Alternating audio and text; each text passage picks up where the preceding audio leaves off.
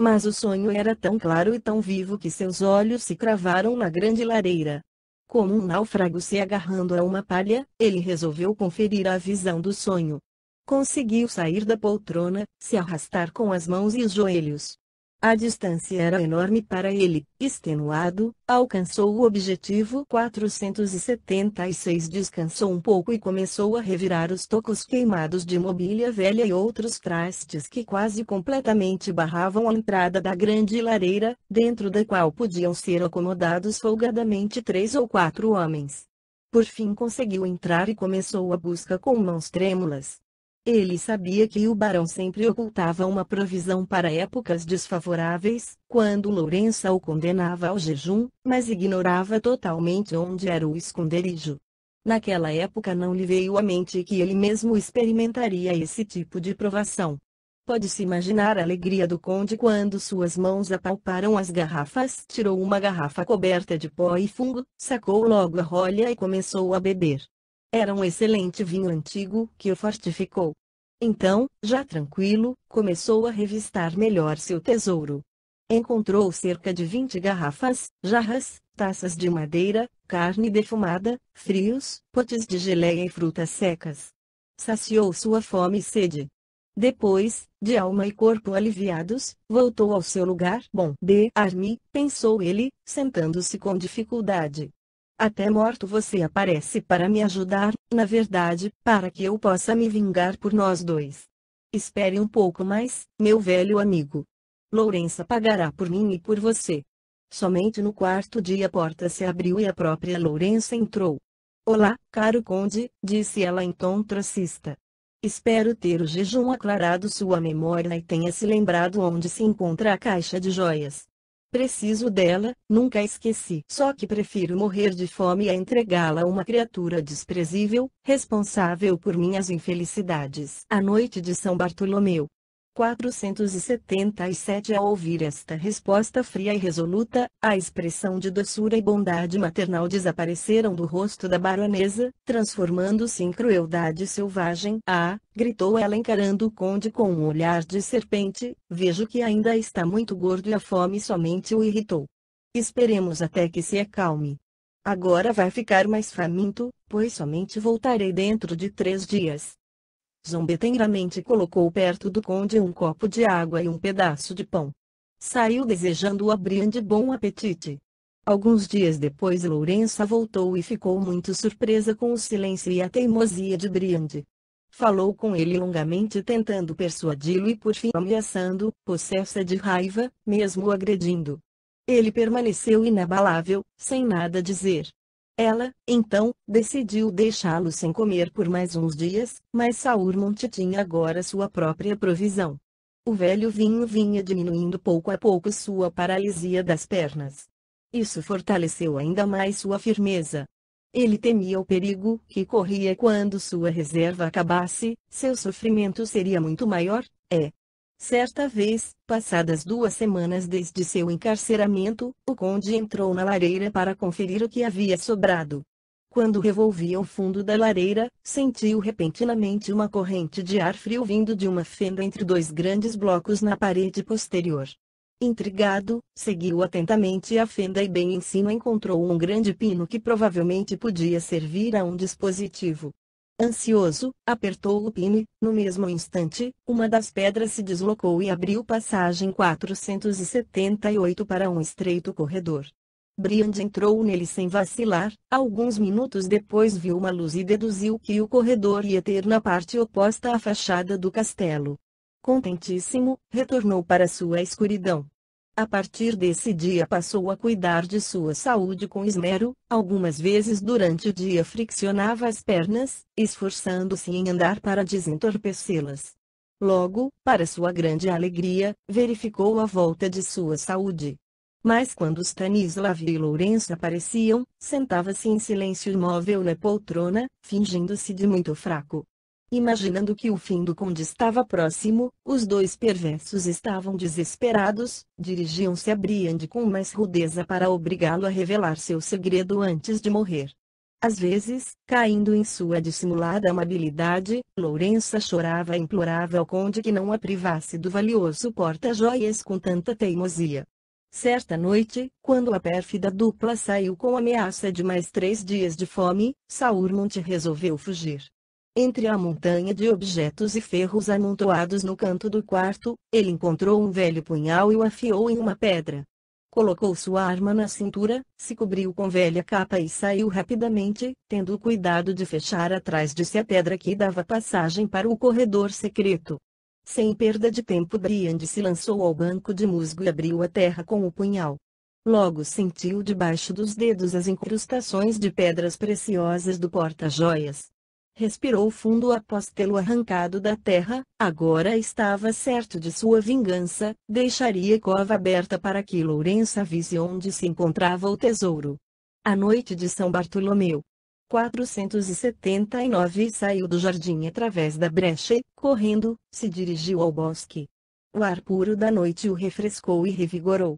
Pelo caminho entrou a refletir na sua condição. Sim, estava livre, tinha riqueza, mas estava longe de se sentir salvo. Sua roupa gasta era suspeita, se alguém o visse com o porta-joias, na certa o tomaria por ladrão. Era de fato uma situação crítica, mas onde arranjar outra roupa? Deveras desanimado, Briand chegou ao raiar do sol à borda do bosque. A madrugada dificultava a orientação, mas graças ao luar e ao conhecimento que tinha do caminho, prosseguiu andando adiante com cuidado.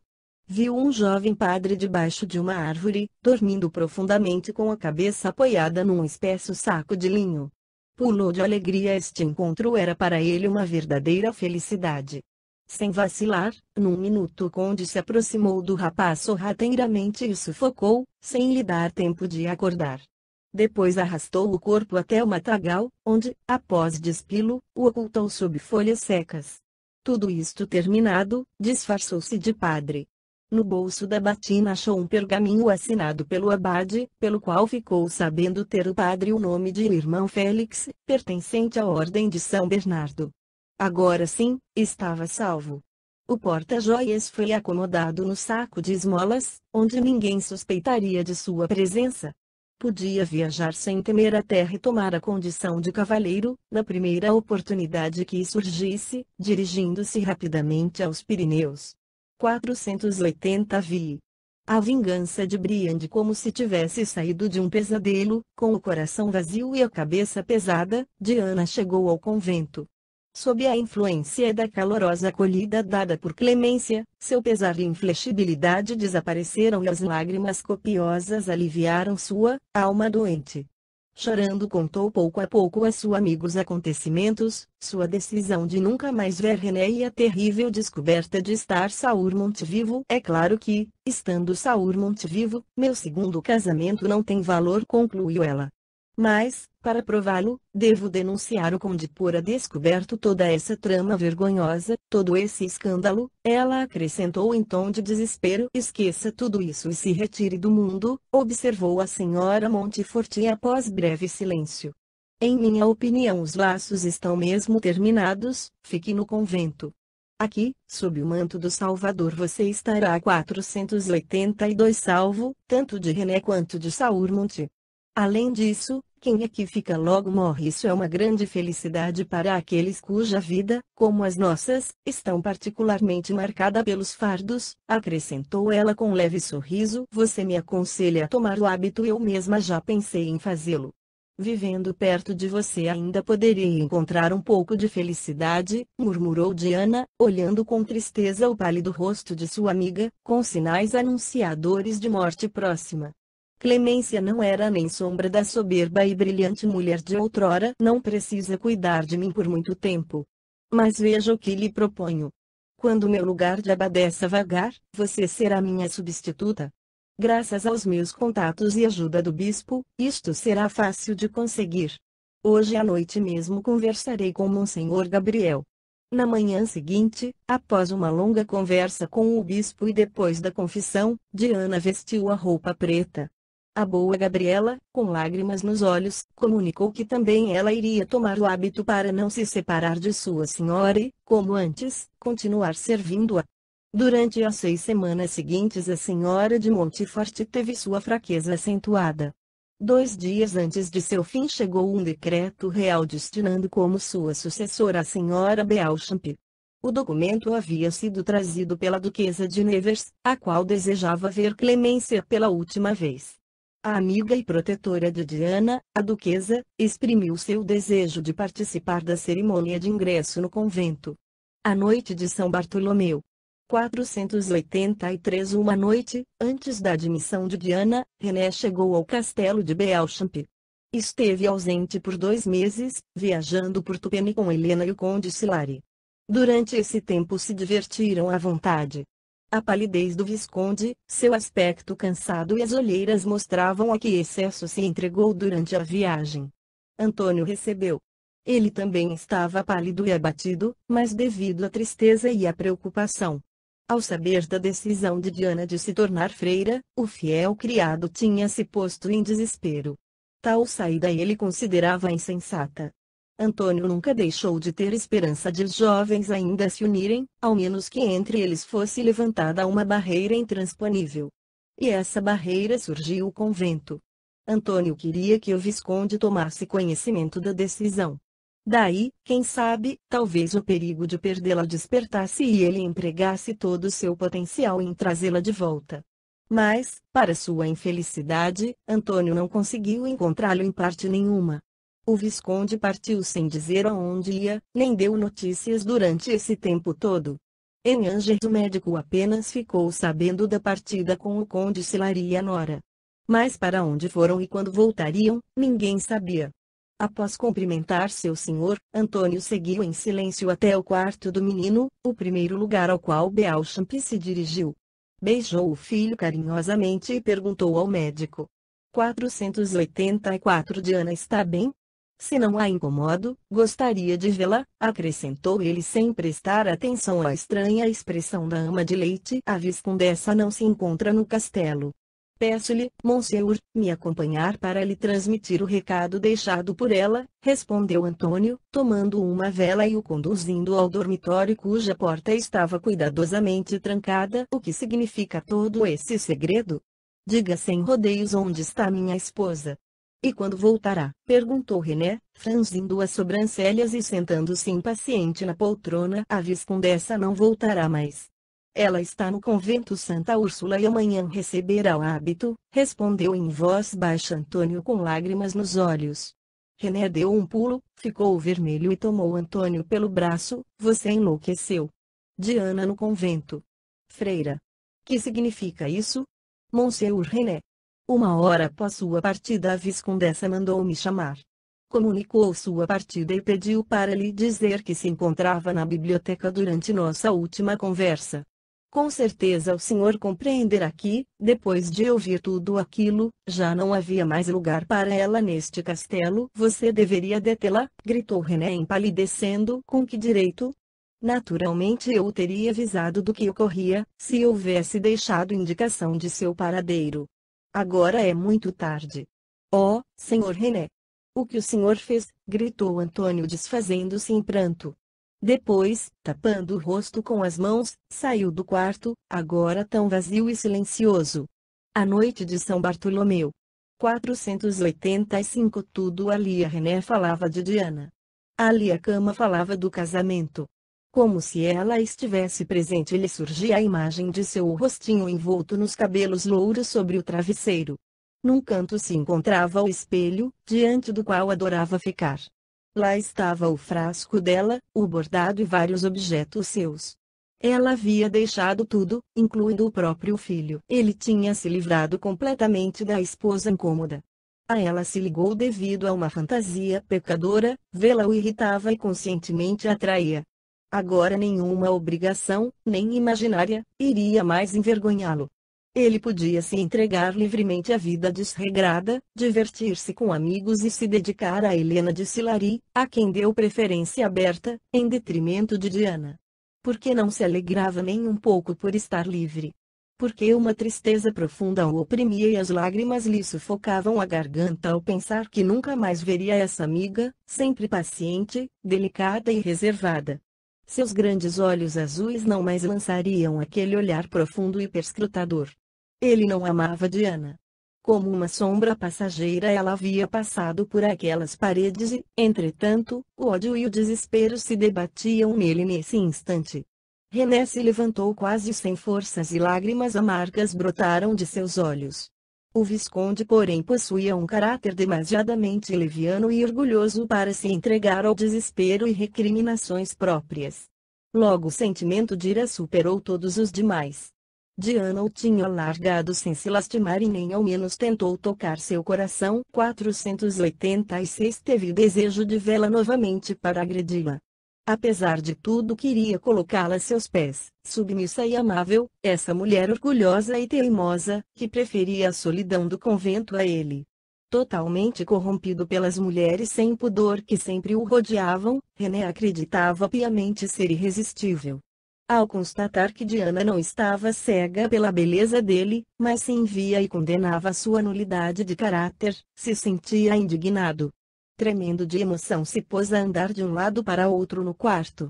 1000 planos passaram em sua mente agitada. Tenho de evitar esta ridícula admissão ao convento. Farei com que meus direitos sejam respeitados. Eles estão acima de tudo. Furioso dizia René. Provarei que ela não pode ousar proceder assim. Preciso apenas chegar a tempo e esse maldito convento fica longe. Saiu correndo do dormitório e se dirigiu ao aposento de Antônio Gilberto, o que, admirado, lhe abriu a porta. Vista-se rapidamente, enquanto mando preparar os cavalos. Iremos ao convento de Santa Úrsula, gritou René. Deus! O que deseja fazer, Monsieur? Impedir uma loucura. Tenho direito sobre essa mulher, pelos diabos. Eu lhe mostrarei. Eu a trarei de volta. Ela deve me amar. Vai me pagar por esta hora. Ensiná-la-ei como deixar o lar sem autorização do marido. Antônio balançou a cabeça. Vai ser tarde para evitar. Quando conseguirmos chegar tudo estará terminado, e, mesmo que assim não seja, qualquer escândalo será inútil, pois o bispo de Angers se encontra lá. Ele saberá defender a alma que se entrega a Deus. A noite de São Bartolomeu. 487 Sem discussão. Irei e lá verei o que fazer, replicou René batendo o pé. 1 hora depois o Visconde deixava o castelo na companhia de Antônio Gilberto e 2 criados. Era aproximadamente 1 hora da tarde quando chegaram ao convento, imponente edifício se erguendo sobre uma colina na floresta.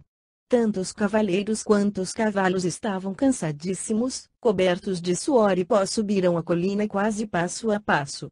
Uma multidão compacta ocupava o pátio. Pelas portas abertas se ouvia o som dos órgãos e das cativantes canções religiosas. Pálido e nervoso René desceu do cavalo e, junto com Antônio, entrou na longa galeria que unia a igreja ao interior do convento. Nesse momento a multidão abrira alas, empurrando para a frente o Visconde que, a contragosto, veio parar na primeira fileira. Seus grandes olhos se fecharam no cortejo que saía da igreja. Inicialmente apareceram senhores e damas entre as quais se encontrava a Duquesa de Nevers, depois vinha o bispo em vestimenta sacerdotal, rodeado por todo o clero e, por fim, uma nova abadesa à frente dos demais. O olhar de pavor do Visconde se fixou na figura alta e delgada e reconheceu Diana. E também de repente Diana viu Beauchamp. Por um minuto ela se deteve e o encarou com muito ódio. A seguir continuou caminhando.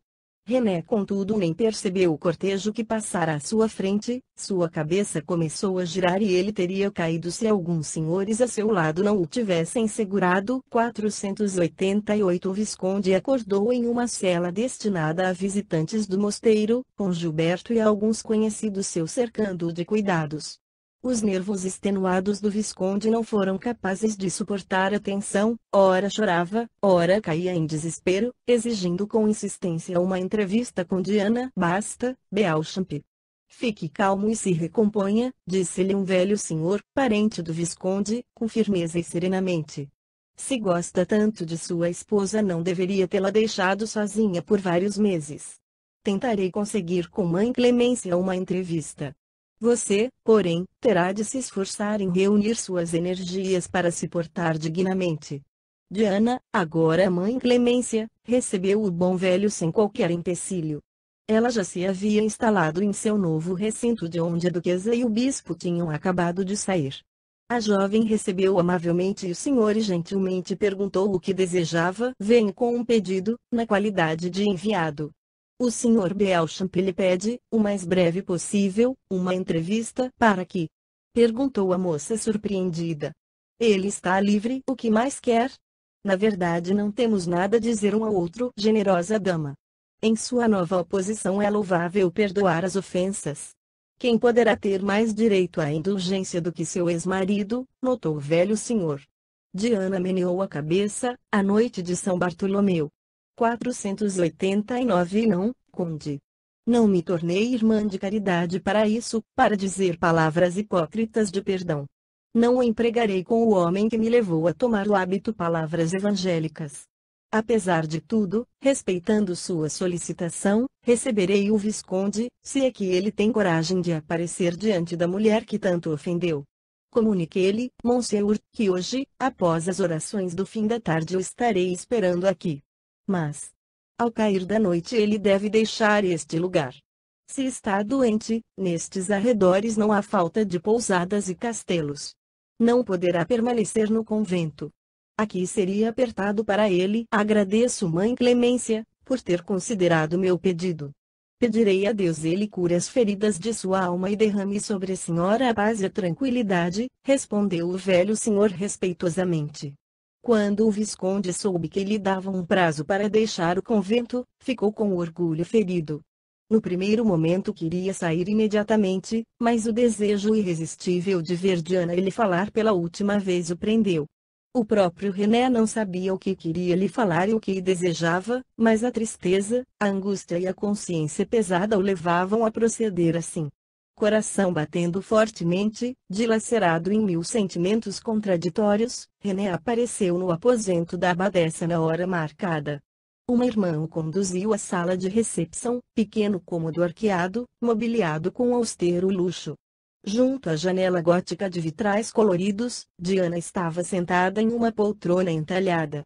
Ao entrar o visconde, ela lhe dirigiu um olhar frio.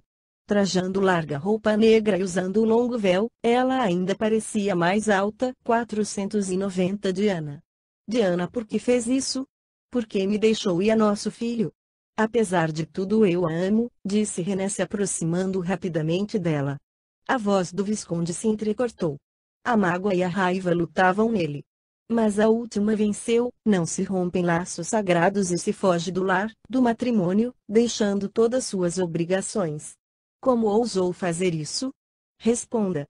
Com um olhar flamejante ele se aproximou dela e a tomou pelo braço. Diana, no entanto, com um gesto brusco repeliu o visconde. Em seus olhos cintilavam faíscas de ódio. Não esqueça, Sr. Beauchamp, com quem está falando. Mas como você veio aqui para esclarecer nossas contas, ouça minha resposta. Por que eu fiz isso? Porque eu vi sua grosseira conversa com Antônio Gilberto. No mesmo momento morreu qualquer sentimento por você.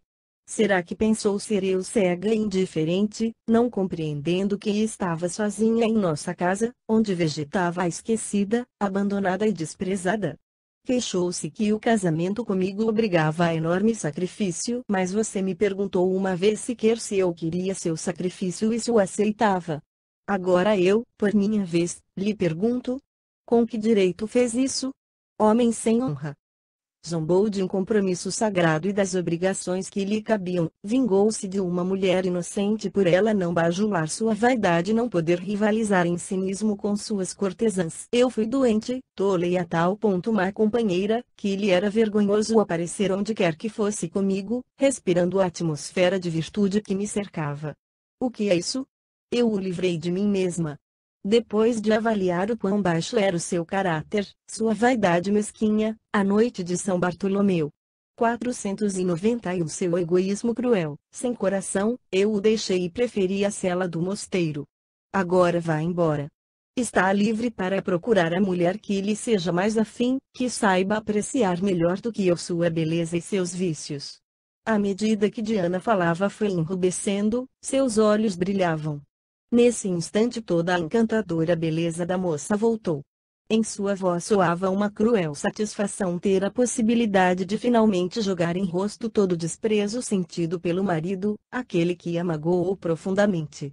René recuou como se houvesse levado uma bofetada. Nunca havia ouvido antes um julgamento a tal ponto inclemente de suas atitudes. A voz incorruptível da consciência, subitamente despertada, lhe murmurou: ela está certa. Nada você pode contestar a ela, tem razão, Diana, sou culpado, balbuciou o Visconde, mas você também me trata sem a menor piedade e misericórdia, que Deus nos julgue quando nos apresentarmos diante de Ele. Com desespero na voz, o Visconde, tocado no fundo da alma, gritou: perdoe-me. Diana olhou por um minuto seu rosto pálido e aflito. Depois, respirando fundamente, disse em tom baixo e secamente: no dia de hoje fui riscada do mundo dos vivos. Entre nós está tudo terminado. Mas crie juízo e abandone a vida desregrada, viva para seu filho e livre a jovem alma dele do seu pernicioso exemplo. Diga adeus para sempre à vida que leva. 492 Diana se retirou fazendo um sinal de adeus com a mão. O Visconde, como um embriagado, sem se despedir de ninguém, foi apressadamente ao pátio, montou a cavalo e, na companhia de Antônio, deixou o convento. Seu coração estava a ponto de estourar e algumas lágrimas caíram sobre a crina do animal. Tinha adquirido a tão almejada liberdade, mas ela não o contentava. O castelo ao qual se dirigia em silêncio, onde ninguém o esperava mais, lhe parecia agora vazio e sombrio. Briande, sem enfrentar maiores dificuldades, atingiu os objetivos de sua viagem. Teve de gastar apenas alguns dias de procura para encontrar seu primo, cuja localização não conhecia muito bem. Este pobre rebento da família, entregue ao alcoolismo, ficou muito surpreso com a proposta do desconhecido, de comprar por uma sólida quantia seus documentos de família, para ele de nenhum valor. De início, devido a uma ponta de orgulho, recusou, mas ao ver o ouro mostrado por Briande, ficou subjugado. Sem desconfiar estar abrindo mão de enorme herança, o pobre concordou, preferindo a discreta quantia aos documentos empoeirados. A transação foi concluída. Após o festim, no qual o pobre primo bebeu até cair, Briande, satisfeito, voltou correndo a Paris com os valiosos papéis. Por uma feliz coincidência, havia apenas um ano de diferença entre ele e o homem agora representado por ele. A noite de São Bartolomeu. 493. Por isso, quando apareceu perante as autoridades, estas se surpreenderam somente com o tipo físico comum a todos os daquela família. Este Saurmont, o novo pretendente, com exceção dos cabelos ruivos e o sotaque espanhol, era um retrato vivo do falecido conde. Não houve suspeitas. Todos acreditaram na história inventada a respeito de seu passado e de como soube da morte do primo. E, uma vez que seus documentos não foram contestados, o então Eustáquio Felipe de Saurmont foi considerado como herdeiro por direito do defunto conde Briande. Após acertar todos os negócios, Briande, de acordo com a etiqueta, se apresentou ao rei. Tão cego quanto sua comitiva, Henrique III também não desconfiou de nada. Ele amavelmente estendeu a mão ao novo conde para que a beijasse, deu-lhe os parabéns pela esplêndida herança recebida e acrescentou: fico muito contente em saber que o antigo e glorioso nome de Saurmont não se tenha extinguido. No que se refere a seu primo, que tão cedo abandonou o mundo, chegaram até nós detalhes desagradáveis de sua vida íntima. Mas, não julguemos os mortos.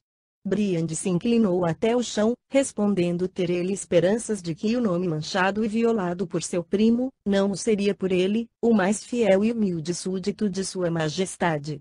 O encontro com os duques de Anjou e de Guise fez com que Briande soubesse a opinião dele sobre o falecido conde, um grande canalha, tão grande que todos ficaram felizes por se verem livres dele, o que incutiu em Saurmont estranhas ideias e não melhorou em nada sua opinião sobre o palácio e os palacianos. Por isso se apressou em terminar os negócios em Paris e ir a Anjou. 494 2 anos e 3 meses se haviam passado desde sua fuga do castelo de Army. Entrou em São Germano triunfante e readquiriu a posse de suas propriedades. Após se instalar no castelo, Briande imediatamente começou a tomar informações sobre as pessoas que lhe interessavam. A notícia de que Diana havia tomado o hábito deixou contente, assim ela não pertenceria a ninguém.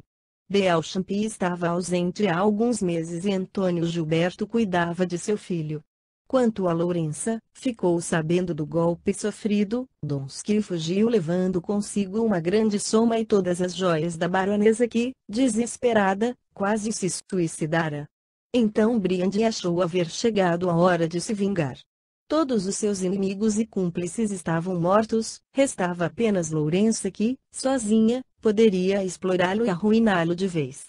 A baronesa tinha de morrer, sendo morta pelas suas próprias mãos. Até aquela data o conde sempre sentira seu orgulho ferido por ela. Certa noite pediu-lhe preparassem o cavalo e, bem armado, se dirigiu sozinho ao castelo de Army. Muitas recordações o assediaram. Seu terrível passado se erguia. Viu-se novamente aos 20 anos, indo pela primeira vez por este caminho, sob nome falso.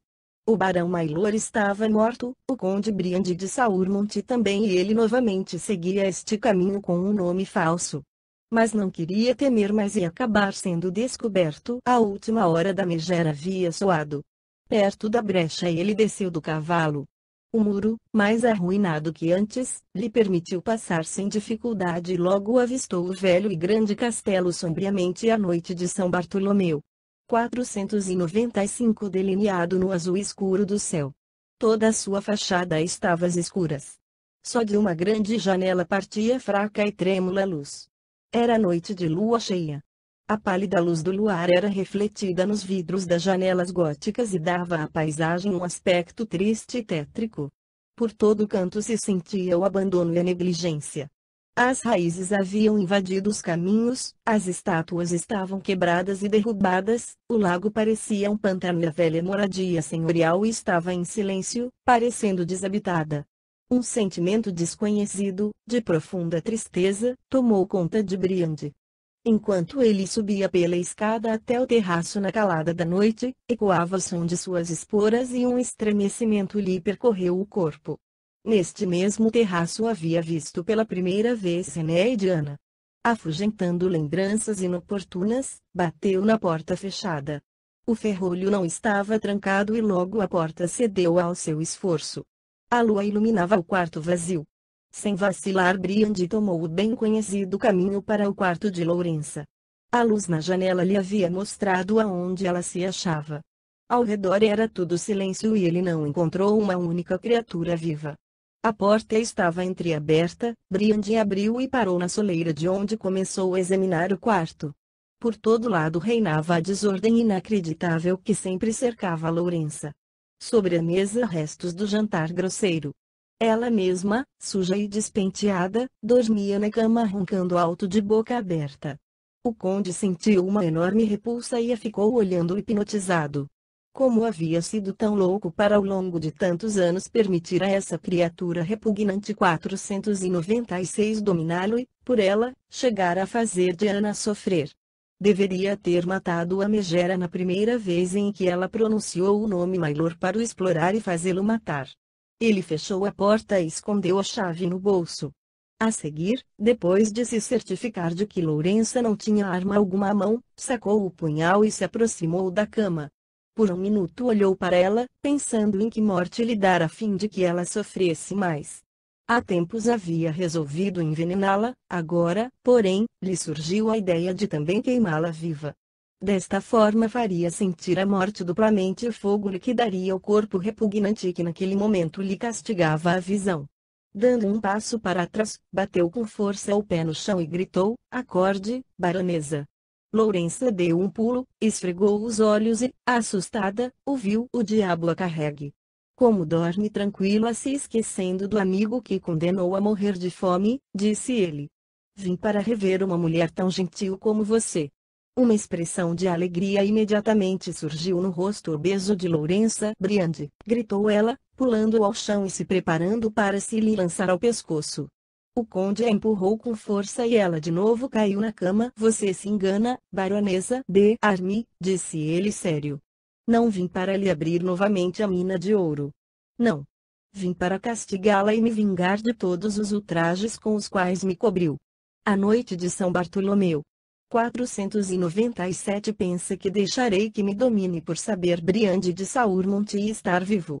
Como é cega! Você não sai daqui viva. Pelo olhar dele, Lourença viu que seu poder sobre Briande havia acabado.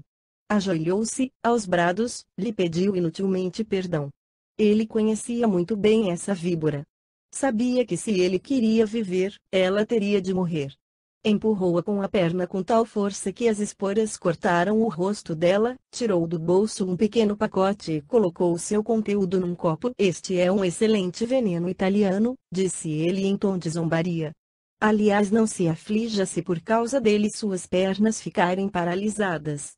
Não sofrerá por muito tempo, já que vou pôr fogo em todos estes trapos para aquecer seus últimos minutos. A propósito, entregue-me todas suas economias e tudo o que você conseguiu salvar de Donsk. Esse dinheiro será usado na construção de um grandioso mausoléu para você, ficando ao lado de seu marido, o barão. Enlouquecida de pavor, Lourença rolava pelo chão, mas, decididamente, se recusava a responder. O diabo a carregue. Que tonta! Disse Briande dando uma risada com maldade. Vejo, baronesa, que serei obrigado a desenrolar sua língua, empregando os mesmos métodos que me ensinou. Sempre foi uma mulher engenhosa e não vou prender sua companhia. É uma pena eu não poder deixá-la viver, mas sua lembrança sempre me será cara. Ao falar isso, sacou do cinto o chicote e começou a golpear as costas da megera. Ela gritou e logo revelou onde escondia as joias e dinheiro. Tinha que começar assim. Agora, minha cara Lourença, seja boazinha e beba este copo de vinho. 498 Com o copo na mão, o conde se aproximou da baronesa. O medo a tornou ainda mais repugnante. Terrivelmente pálida, manchada de sangue, olhos saltados, as mãos com as quais procurava se defender pareciam garras. Com um pulo, o conde se pôs ao lado de Lourença, derrubou-a e colocou o joelho sobre o peito dela. Depois, segurando o copo em uma das mãos, com a outra agarrou pela nuca e puxou para trás a cabeça. Ela se debatia furiosamente. Briande, porém, a segurava com firmeza e, gole a gole, a obrigou a beber o líquido mortal.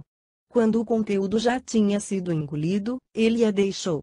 Furiosa e apavorada, Lourença quis se lançar sobre Briande, mas ele sacou seu afiado punhal.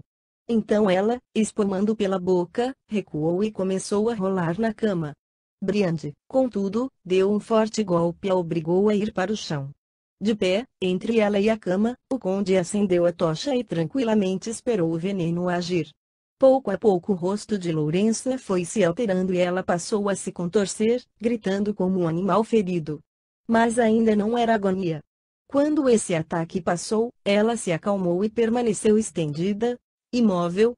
A seguir lançou a seu algoz um olhar viperino.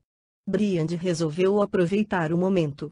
Ateou fogo a monte de trapos e papéis velhos amontoados ao lado da cama. Ela queria se levantar, mas o veneno impedia que movimentasse as pernas e assim, ela, dando um gemido lúgubre, caiu de joelhos. A noite de São Bartolomeu. 499 Briande saiu, andando de costas e ficou no quarto ao lado, observando a expressão de desespero de Lourença, diante do suplício da vingança dupla. Logo as chamas e a fumaça tomaram todo o quarto. A desprezível mulher rolava pelo chão como uma possessa, sufocada pela fumaça. Por fim o fogo chegou à sua roupa e aos seus cabelos que inflamaram. Agora tudo estava acabado. Trancando a pesada porta, o conde abandonou o castelo. 5 minutos depois Briande subia para a cela e corria toda a brida para São Germano. Justiça fora feita e estava livre para sempre. Nenhuma alma viva sabia do seu segredo. Alguns dias depois Briande ficou sabendo que Lourença realmente havia morrido e seu cadáver carbonizado tinha sido encontrado entre os escombros. O fogo havia destruído apenas um telhado do casarão, já que as espessas paredes evitaram que se espalhasse. O incêndio foi atribuído por todos ao conhecido relaxamento de Lourença. Finalmente livre de todos os seus inimigos, Saurmont poderia viver feliz, se não o perseguisse e lhe tirasse a tranquilidade a lembrança de Diana. Nem o tempo, nem o ódio que ela sentia por ele acabaram com a paixão incurável. Nas longas noites de inverno, quando se sentava sozinho diante da lareira, mergulhado na contemplação de suas miniaturas, lamentava-se amargamente por haver ele mesmo expulsado Diana de casa. 500 para se distrair visitava os castelos vizinhos, participando de caçadas e tomava parte em jogos. Assim correu sua vida, por fora brilhante e invejável, mas por dentro vazia e triste. A Nêmesis celestial aparentemente não o derrotou como a seus cúmplices, mas ficou junto à sua cabeceira o incomodando em seus deleites, já que ele não conseguia esquecer seus crimes.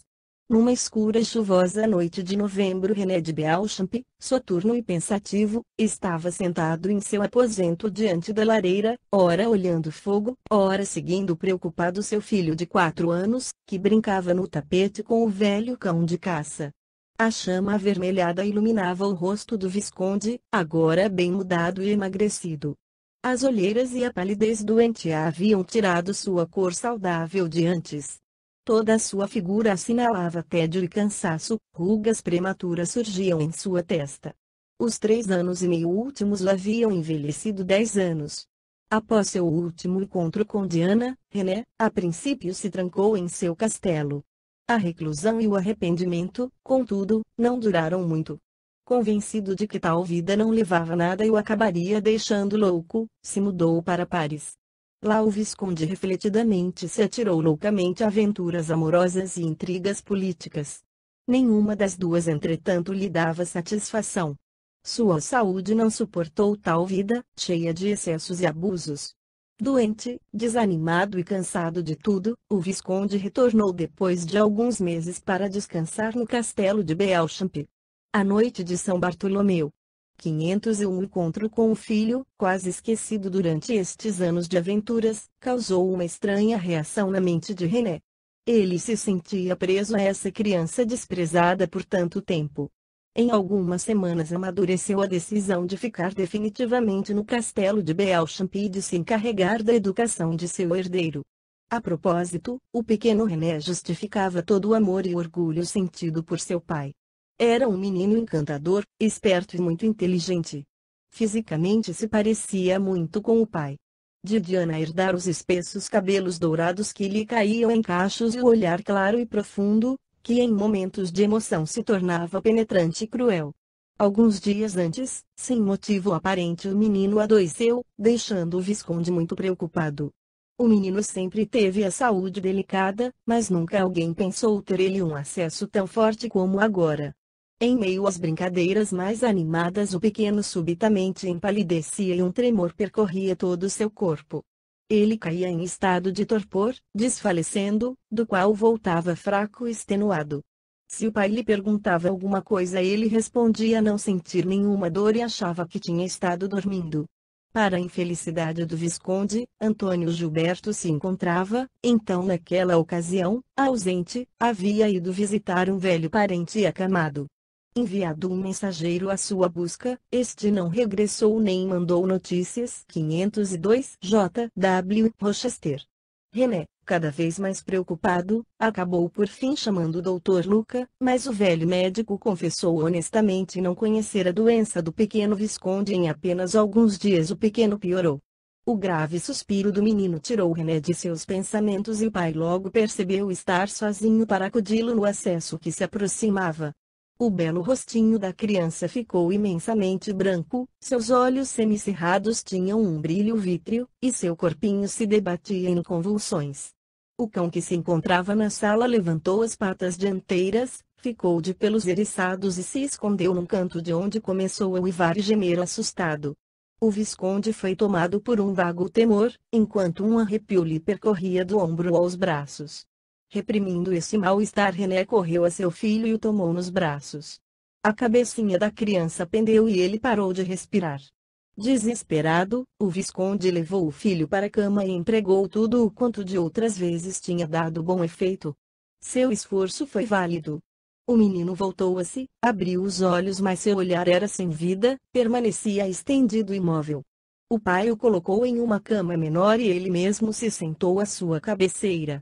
Já em pânico e impaciente, mandou um mensageiro a cavalo buscar o Dr. Luca. Apesar da impotência do médico, admitida pelo próprio, René esperava angustiado se não podia curar o menino, que ao menos tentasse aliviá-lo.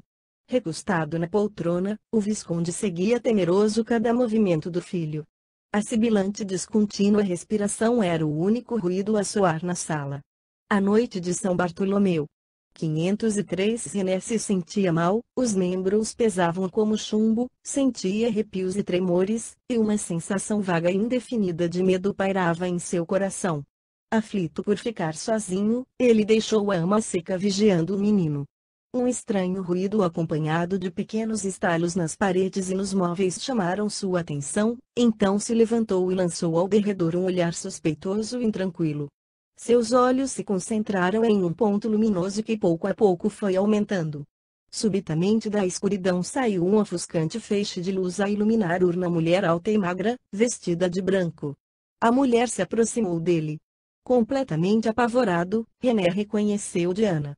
Dela partia suave alva luz que iluminava seu belo rosto, os cabelos dourados e sua roupa.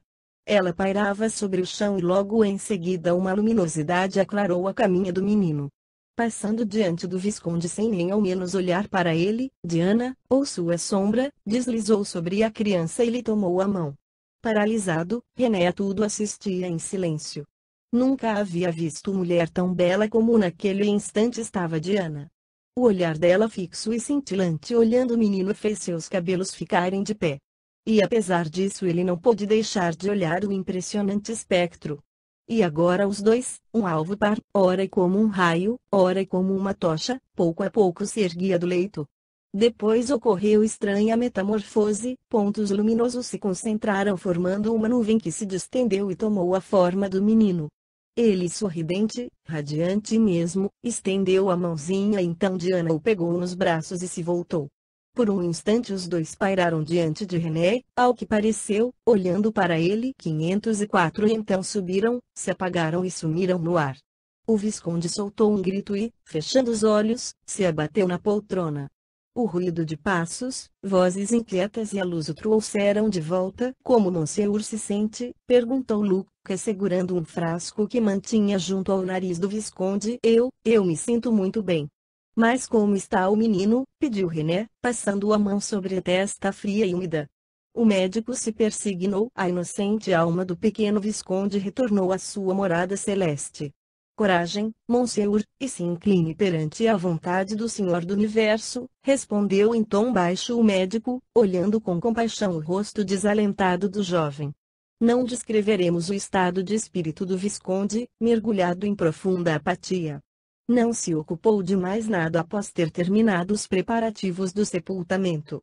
Depois do almoço chegou Antônio Gilberto, indo diretamente ao encontro do Visconde. Este se reanimou em vê-lo e perguntou de modo irritado, onde se meteu durante tantos dias, apesar de minhas ordens.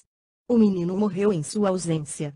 Talvez seus conhecimentos o tivessem salvado, disse rispidamente. Não me considero culpado, Monsieur, pois acabo de vir de outro leito de morte. Ela, que sozinha definhou no convento de Santa Úrsula, tinha mais direitos aos meus cuidados, respondeu seriamente Antônio. A noite de São Bartolomeu. 505 Diana morreu.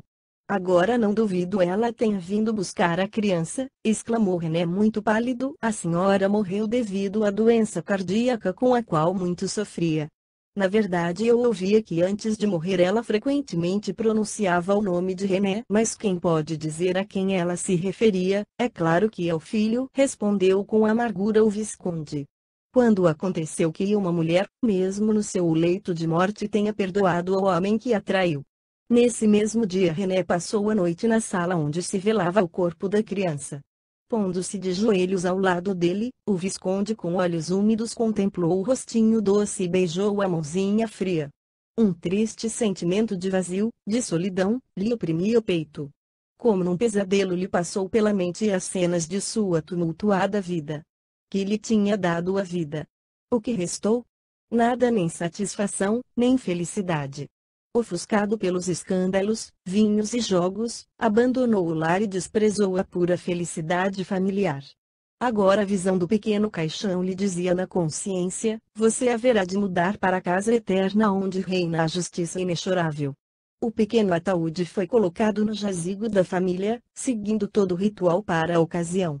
Mas, para o Visconde Antônio Castelo parecia uma tumba sombria de ambiente difícil de suportar. Vou partir, Antônio. Não posso mais viver aqui e me esforçarei em achar atividade para esquecer, disse René quebrando o longo silêncio que havia entre os dois. Também decidi abandonar o castelo, Monsieur.